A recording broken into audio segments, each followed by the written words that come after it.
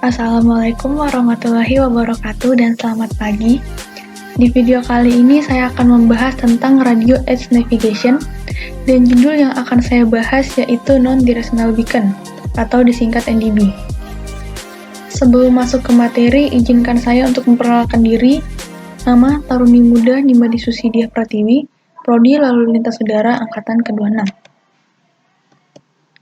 Apa itu NDB atau Non-Directional Beacon?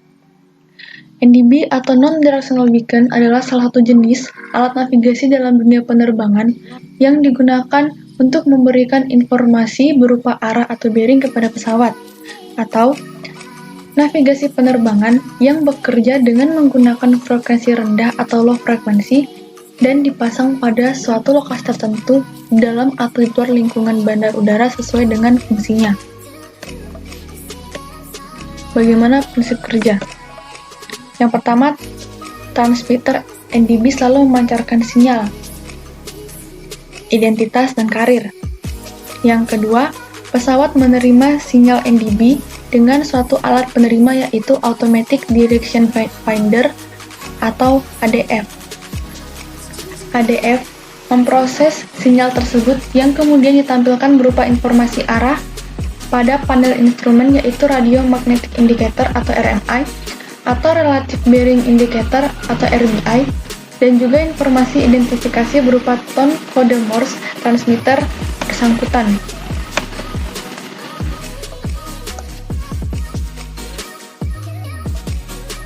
Ini adalah ADF. Gunanya untuk menentukan arah atau bearing dari sumber radio yang terletak di kokpit pesawat agar dapat landing dengan baik. Apa fungsi dan kegunaan NDB? Yang pertama, sebagai homing, stasiun NDB yang dipasang di dalam lingkungan bandar udara dan digunakan untuk membantu penerbang dalam mengemudikan pesawat udara menuju lokasi bandar udara. Yang kedua yaitu en route, stasiun NDB yang dipasang di luar atau di dalam lingkungan bandar udara dan digunakan untuk memberikan panduan kepada pesawat udara yang melakukan penerbangan jelajah di jalur penerbangan. Misalnya, pesawat akan terbang dari bandara A ke B, akan tetapi jarak antar bandara tersebut melebihi jarak jangkau NDB, sehingga perlu dipasang kembali NDB di daerah kosong tersebut. Sehingga, NDB C ini yang digunakan sebagai en route untuk membantu pesawat dari bandara A menuju ke B. Ketiga, holding. Stasiun NDB yang dipasang di luar atau dalam lingkungan bandar udara dan digunakan untuk membantu penerbang yang sedang melakukan prosedur holding, yaitu manuver pesawat udara di dalam suatu ruang udara yang ditentukan ketika menunggu dalam antrian pendaratan yang diatur oleh pengatur lalu lintas udara. Holding ini digunakan untuk manuver pesawat yang berada di suatu ruang udara guna menunggu antrian pesawat yang ditentukan oleh pengatur lalu lintas. Apa saja jenis-jenis NDB? Jenis-jenisnya yaitu low range, memiliki cakupan 50 sampai 100 nautical mile dan daya pancar 50 sampai 250 watt. Yang kedua, medium range, memiliki cakupan 100 sampai 150 nautical mile dan daya pancar 500 sampai 1000 watt.